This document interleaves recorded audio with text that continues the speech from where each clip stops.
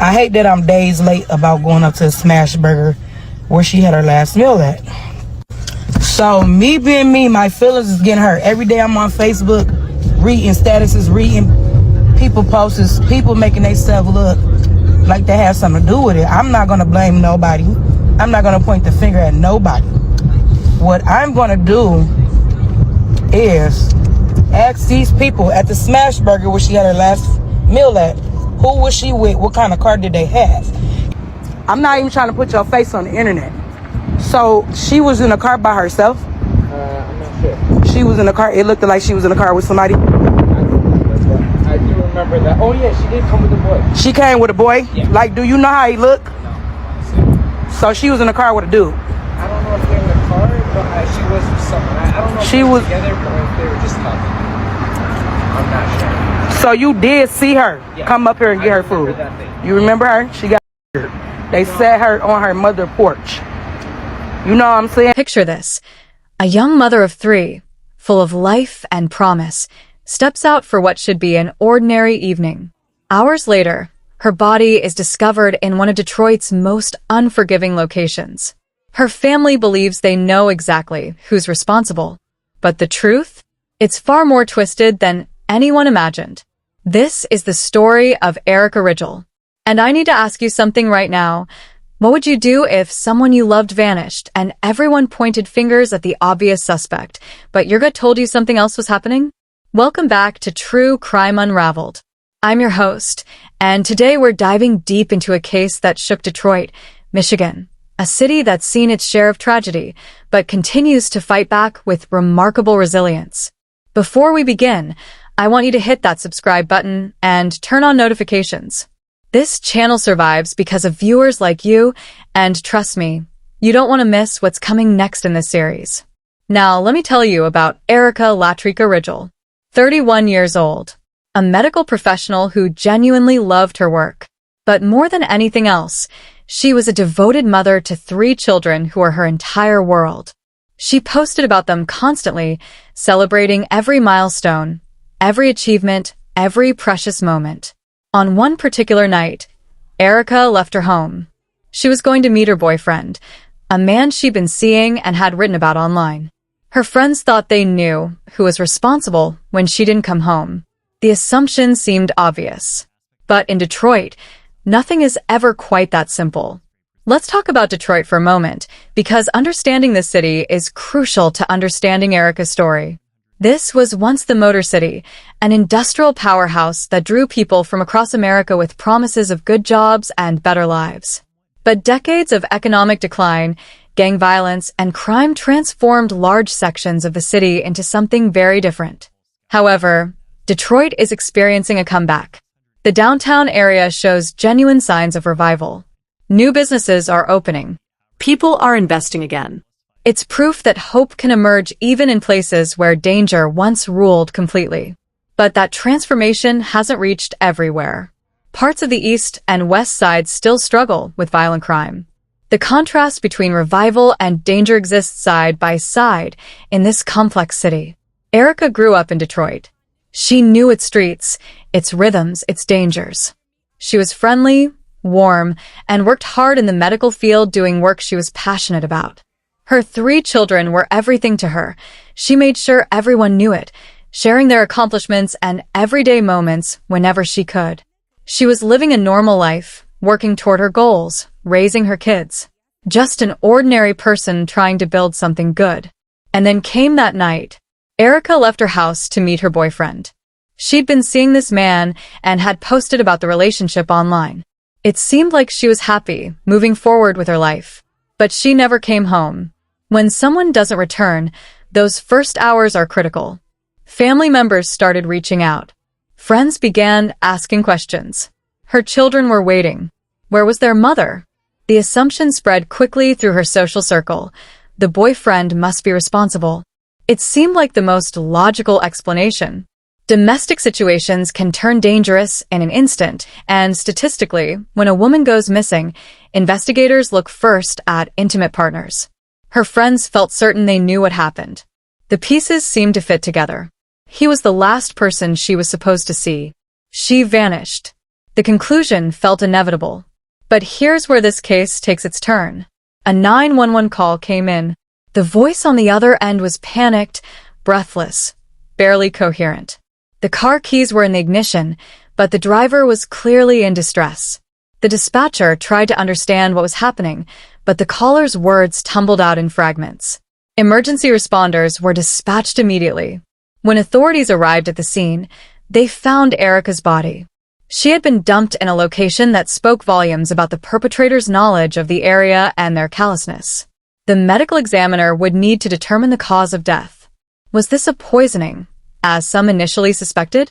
Or had something else happened? The autopsy would provide crucial answers, but those results would take time.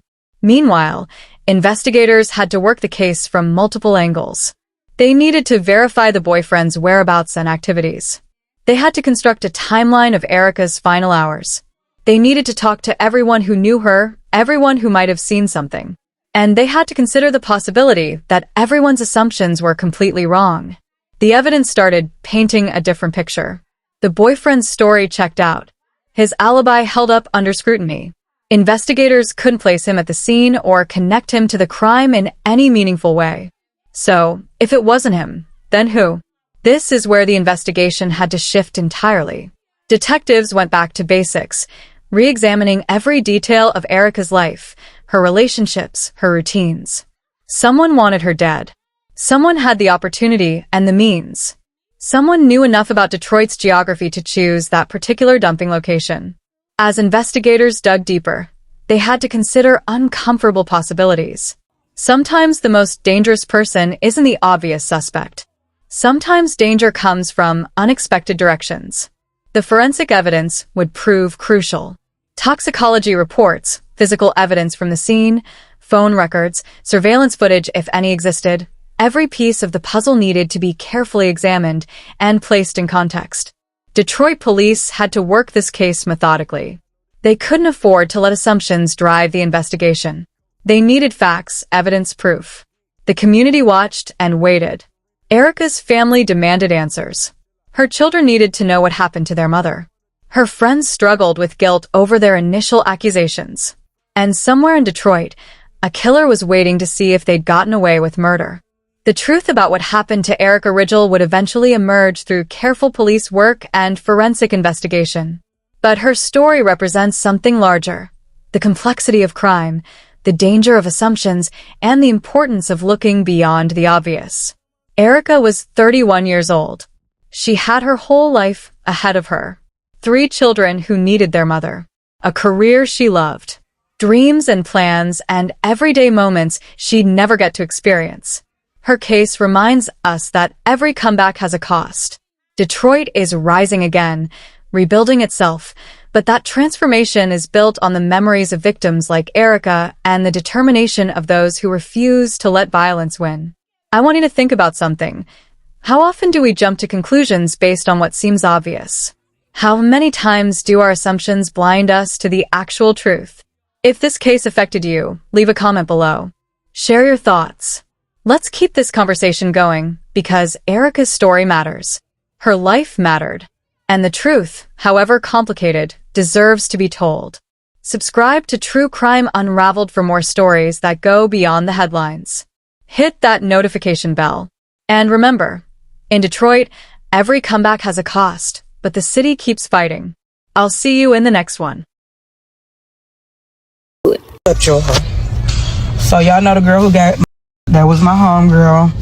Me and Erica, we wasn't as close, but you know, us growing up together and going to the same school, that was like family to me. You feel what I'm saying?